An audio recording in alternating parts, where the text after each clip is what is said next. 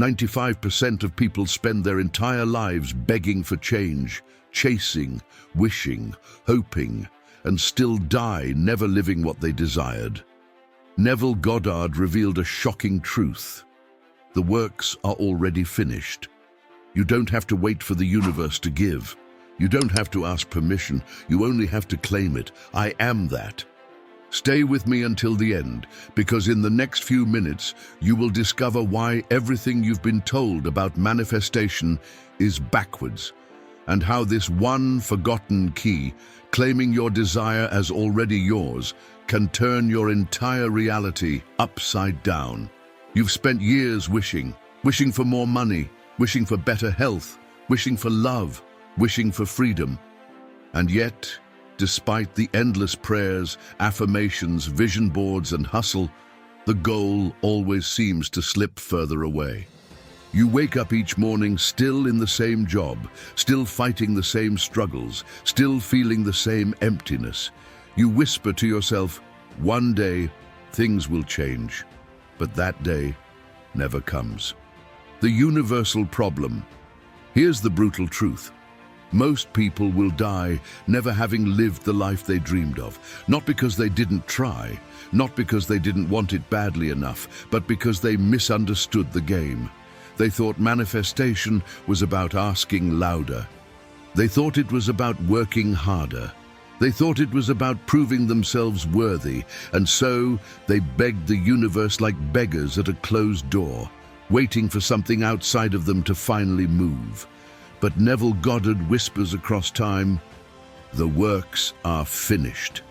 If the works are finished, then why do you still suffer? Why does life still look the same? This is the first mystery we must solve. Ethan's chase for wealth. Take Ethan. Smart, ambitious, disciplined.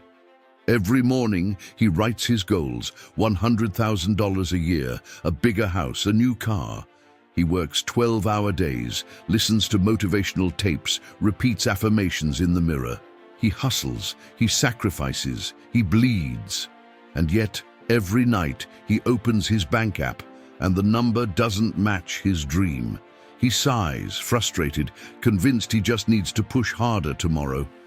What Ethan doesn't see is that his very striving is proof of his belief. I do not yet have. And the law of consciousness always reflects belief. So the more he chases wealth, the more he affirms he lacks it. And life obeys perfectly. Maya's hunt for love. Then there's Maya, beautiful, kind, successful by most standards. But in her heart, she longs for love. She downloads every app, she tweaks her profile, she goes on dates, she texts back quickly, bends her boundaries, proves she's worthy of being chosen. For a while it works. People come close. But then they pull away. Each time she feels emptier than before, because deep down her identity is fixed. I am unloved, I am waiting. And so life mirrors that assumption perfectly. Like Ethan, Maya isn't cursed, she isn't unlucky. She is simply blind to the law that governs everything. You don't receive what you beg for, you receive what you claim. The great illusion. Here is the great illusion of humanity. We believe life happens to us from the outside in. We think if we just do more, try harder, prove ourselves, then finally the door will open. But the door is already open. Neville declared, claim yourself to be that which you desire to be and that you shall be. The works are finished. So why don't we claim? Why do we keep wishing instead? Because claiming feels like a lie. The fear of claiming. Imagine Ethan standing before his mirror saying, I am wealthy. Immediately his mind shouts back, no, you're not. Look at your bank account. Imagine Maya whispering, I am loved. Instantly her chest tightens. Then why am I alone tonight? This is why people retreat back into wishing. It feels safer to say someday than to dare to say, I am. But this is the trap. The longer you wait for proof before claiming, the longer proof will wait for you. The prison of evidence. We live in a culture addicted to evidence. Show me the money, then I'll believe I'm wealthy. Show me the relationship, then I'll believe I'm loved. Show me the healing, then I'll believe I'm healthy. But here's the law. Consciousness creates reality, not the other way around. Waiting for evidence is like staring at a mirror, refusing to smile until your reflection does first. It will never happen.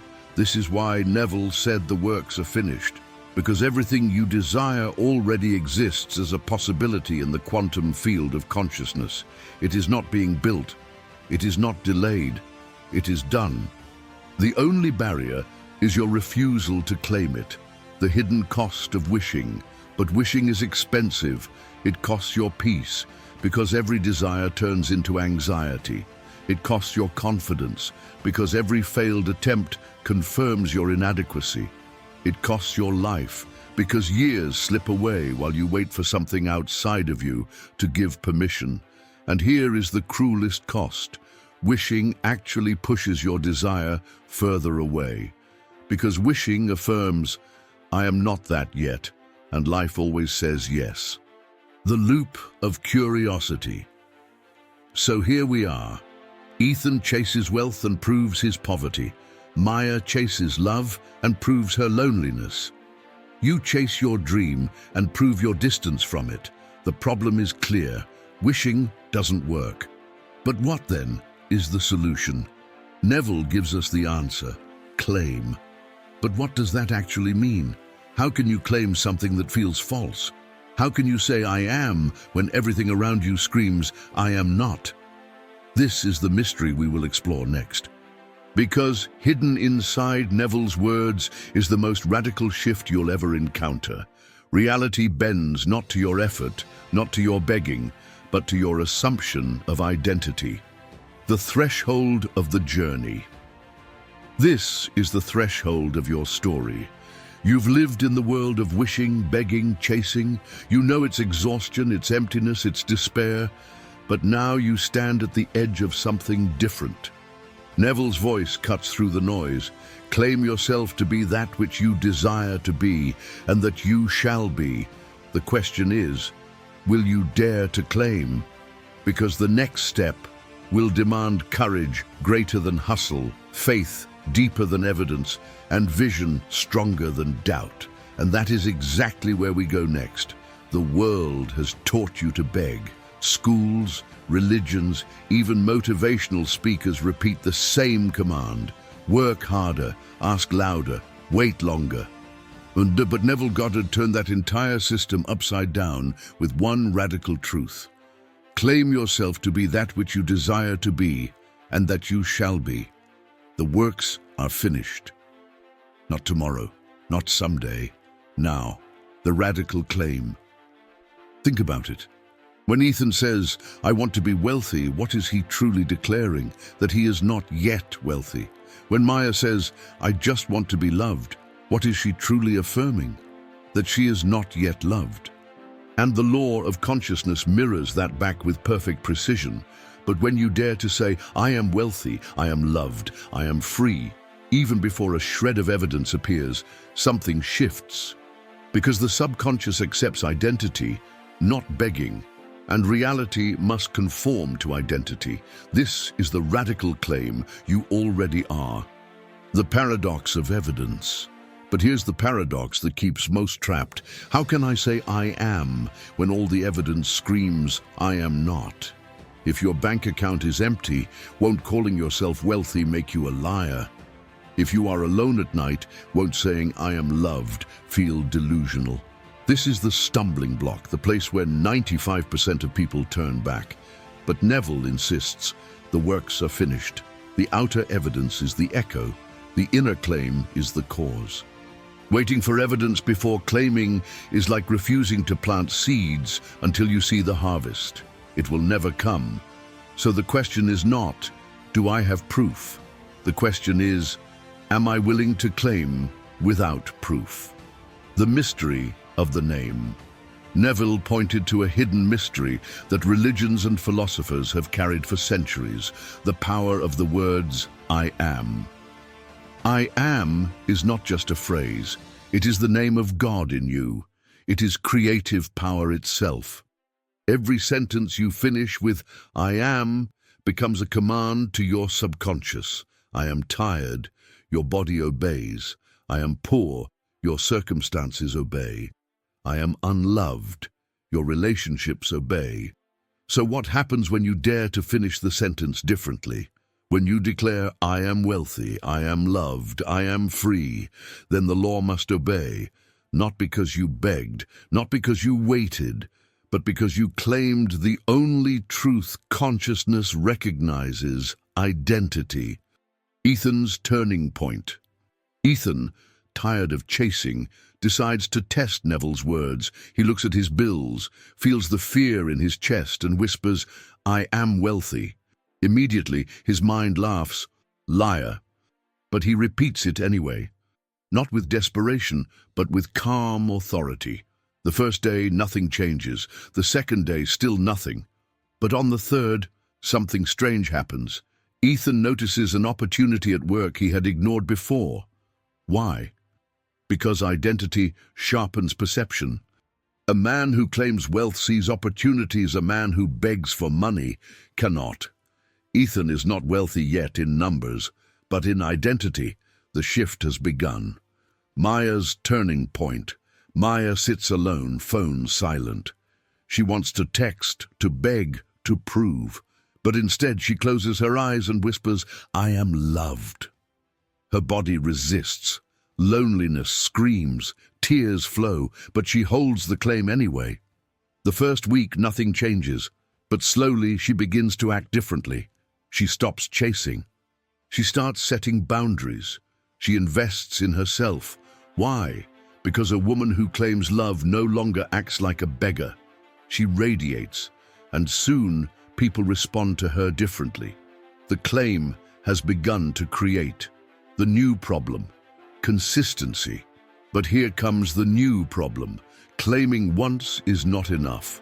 Neville was clear. The claim must become a state, not a sentence. You cannot say, I am wealthy in the morning, then live the rest of the day panicking about money. You cannot whisper, I am loved at night, then spend the next day acting unworthy. The claim must saturate thought, feeling, and action until it becomes natural. This is where most people fail. They dabble instead of dwelling. They try once instead of becoming. So the next mystery is this: how do you turn a fragile claim into a living state? The law of assumption. Neville called it the law of assumption. Whatever you assume to be true, whatever you accept as identity, will harden into fact. But assumption is not repetition. It is not chanting empty words. It is living as if it were already real. When Ethan claims wealth, he tips generously instead of clinging in fear. When Maya claims love, she speaks with confidence instead of begging for scraps. The assumption reshapes behavior, and behavior reshapes reality. But the challenge is holding the assumption long enough for the outer world to bend. The seed and the soil. Think of it like planting a seed. The moment you claim, I am, the seed is placed in consciousness. But the harvest takes time.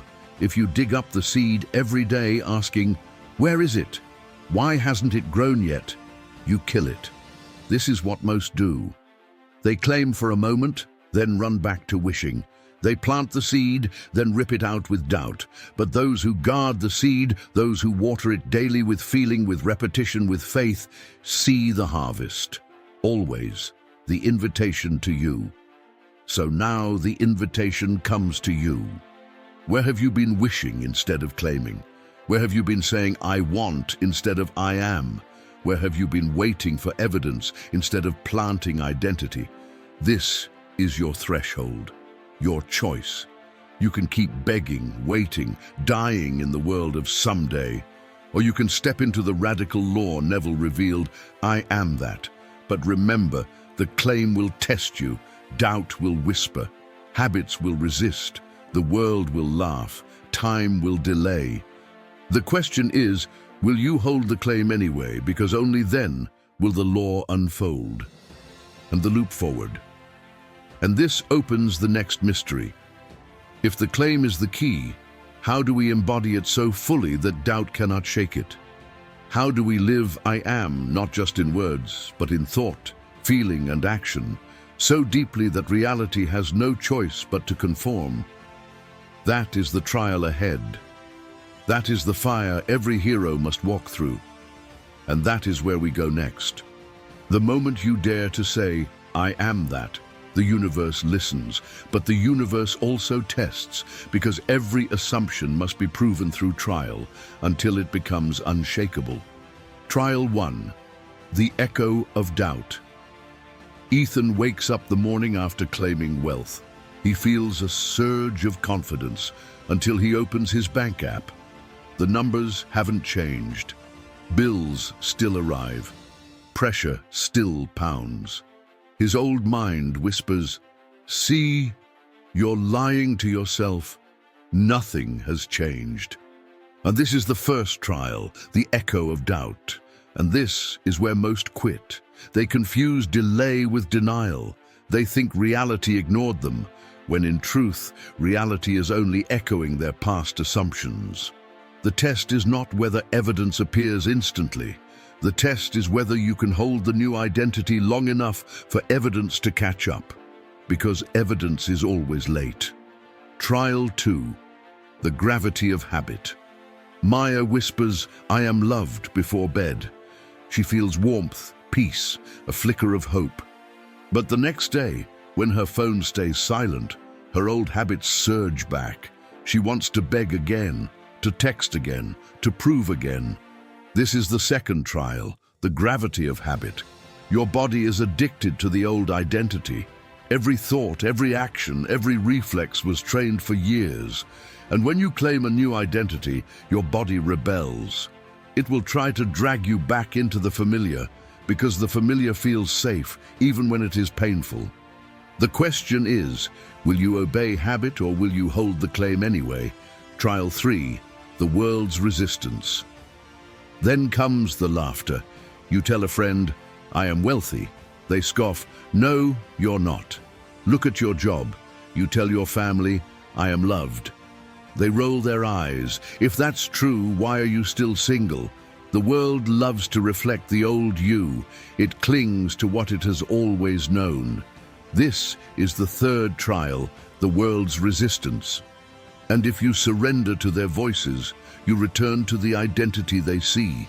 But if you hold firm, life eventually stops resisting and begins conforming. Trial 4. The Weight of Time. Perhaps the hardest trial of all, waiting. You claim, you feel, you live as though it is true. But days pass, weeks, maybe months, and still nothing happens. Frustration grows. You begin to ask, how long must I wait? But Neville reminds us, time is not the enemy. Time is the servant. When you plant a seed, you don't dig it up every morning demanding growth. You trust the soil, you water it, you wait. The claim is the seed, life is the soil, time is the process. The test is patience, the faith to hold I am through silence, the loops of resistance. So here are the 4 trials every claimant faces. 1. Doubt whispers, "It's not real." 2. Habits pull, "This is who you've always been." 3. The world resists, "We don't believe you." 4. Time delays, "Where is it? Why hasn't it happened?" And with each trial a new problem emerges. If doubt echoes, how do I silence it? If habits drag, how do I retrain them? If the world mocks, how do I protect my vision? If time delays, how do I keep faith alive? Each problem opens the door to a deeper solution, the practice of sustaining the claim. Neville offered practices, not techniques for begging, but disciplines for becoming. 1. Imaginative rehearsal. Each night before sleep, imagine a scene that implies your desire is already real. Feel it vividly, see it in detail, repeat until it feels natural. 2.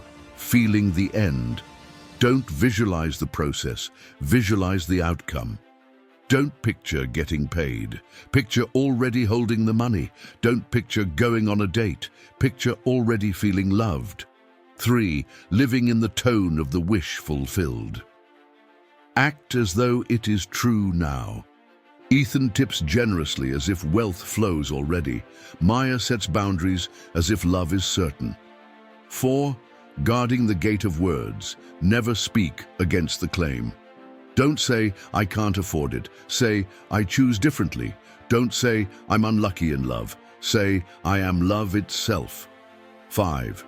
Silence as strength. Do not argue with the world. Do not defend your claim. Simply live it until the world has no choice but to see it. Ethan's trial. Ethan struggles. Each time he whispers, I am wealthy, his old mind shouts louder, but instead of surrendering, he practices. Each night he imagines shaking hands after a successful deal. Each morning he acts as though he is already secure. Weeks later, an opportunity arises, not because it magically appeared, but because Ethan finally noticed it. His new identity tuned his perception. The trial was not about money, it was about faith. Maya's trial. Maya resists the urge to text first. She closes her eyes at night and imagines sitting across the table from someone who loves her deeply. She feels the warmth of that love until her body relaxes. Her friends mock her, her mind taunts her, but she holds the claim, and slowly she changes. She no longer bends her voice to please. She no longer accepts crumbs. She radiates as though she is already chosen, and soon life mirrors her new identity. Your trial. And now the trials come to you. You will hear the whisper of doubt.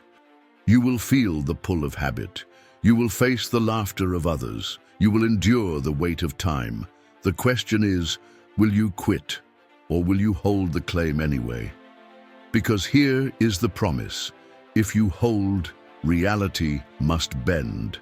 Not because the world favors you, not because luck chooses you, but because consciousness creates reality and identity is destiny. The cliffhanger of transformation. But here lies the final problem. Even if you sustain the claim, there comes a moment of death.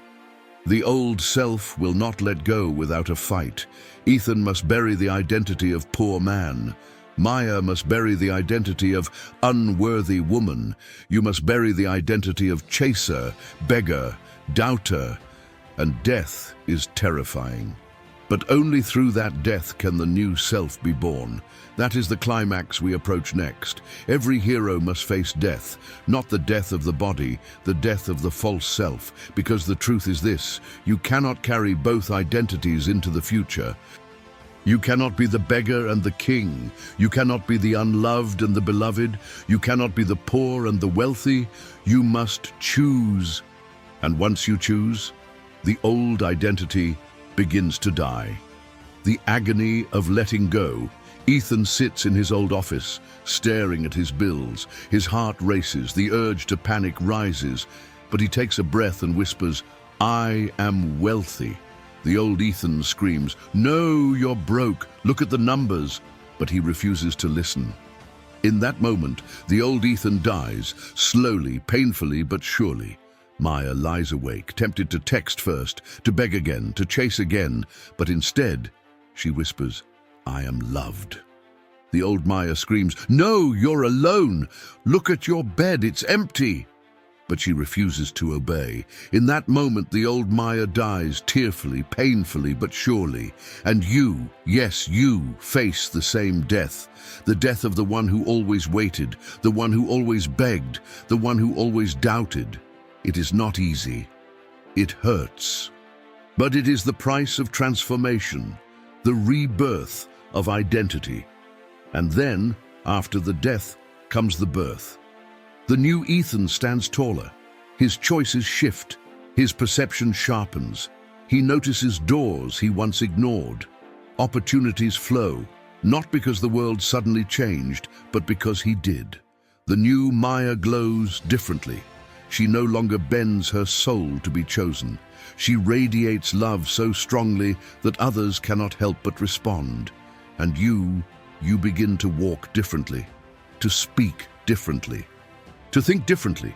Not because of external proof, but because identity has changed. This is rebirth, not into a new world, but into a new self. And the new self commands the world to align. The moment of realization. Here is the revelation. The world was never the prison. The prison was your assumption. You thought life was against you. You thought luck ignored you. You thought God withheld from you. But the truth is stunning. Life is neutral. It only reflects. It only mirrors. It only gives back what you claim. And now you know the secret. Claim yourself to be that which you desire to be, and that you shall be. This is not poetry. This is law, the crown of the hero.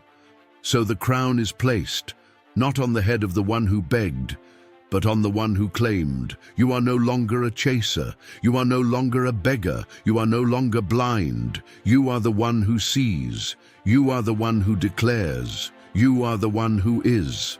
I am that. The challenge of forever. But let me leave you with this warning. The trials will return. Doubt will whisper again. Habits will pull again. The world will laugh again. Time will test again. But now, you are different. Because once you have tasted the power of claiming, once you have experienced the shift of identity, you cannot go back to blindness. The challenge is not to restart the journey. The challenge is to stay, to remain, to dwell in the state of I am until it hardens into fact. And this is the true victory. Not a single moment of claiming, but a lifetime of living as though it is already done. The final benediction. So hear these words as the seal upon this journey. You are not waiting anymore. You are not wishing anymore. You are not chasing anymore. You are claiming, you are becoming, you are. And what you are, life must reflect. This is the death of the old. This is the birth of the I am. This is your moment of transformation. The works are finished. The choice is yours. Say it, claim it, live it, I am that. If you're still here, then you've done more than most people ever will. You didn't just listen. You walked through the fire. You watched the old self die. And that means something. You are ready to claim. But remember, knowledge without action changes nothing.